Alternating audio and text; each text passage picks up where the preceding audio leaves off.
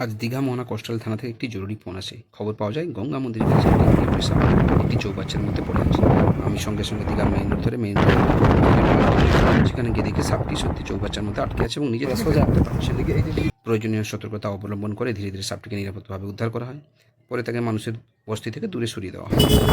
সাপ আমাদের পরিবেশের একটি গুরুত্বপূর্ণ অংশ। কোথাও সাপ ধরার চেষ্টা করবে না, বজায় রাখবেন এবং সাপ প্রশিক্ষিত উদ্ধারকারীদের খবর দিন। এবং আরও বাস্তবে সাপ উদ্ধার অভিযানের ভিডিও দেখতে আমাদের চ্যানেলকে সাবস্ক্রাইব করতে ভুলবেন না। আগের ভিডিও দেখতে থাকুন।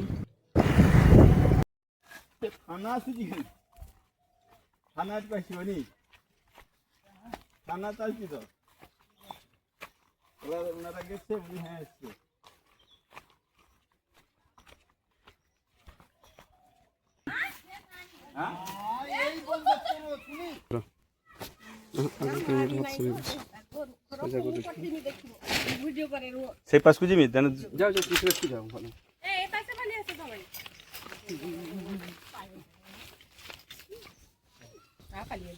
না পালিয়ে যাবে কোথায়? যাবে না কোথায়?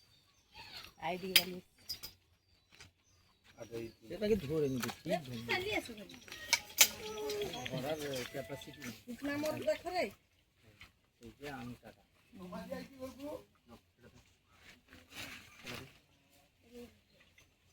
ও কানুন নাম্বার লিখে দিতে হবে।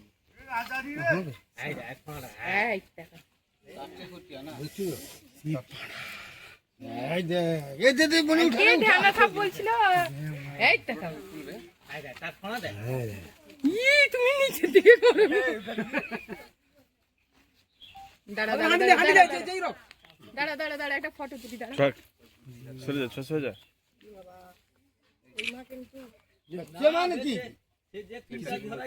সারা জীবন রয়ে যাবে কিছু খাই যা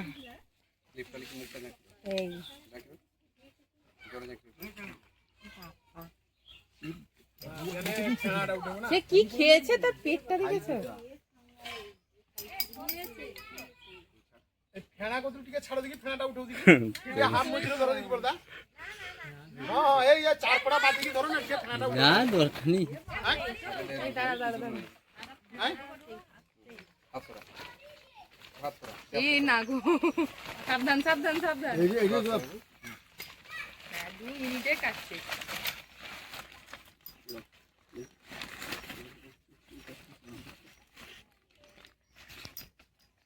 তাদের ইয়েটা না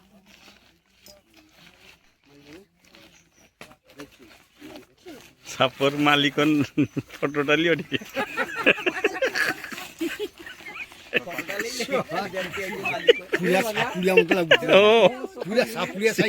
থানা আসুছি আবার থানা চালছি না সে কইছি গলা দাঁড়া আমি যাচ্ছি লোকেশন দে এটাই আমকা তোর কথা হবো এবারে থানার কল করি জানাবো তুমি যে এই যে আসিও তো জানি না তো পাল্লার গরম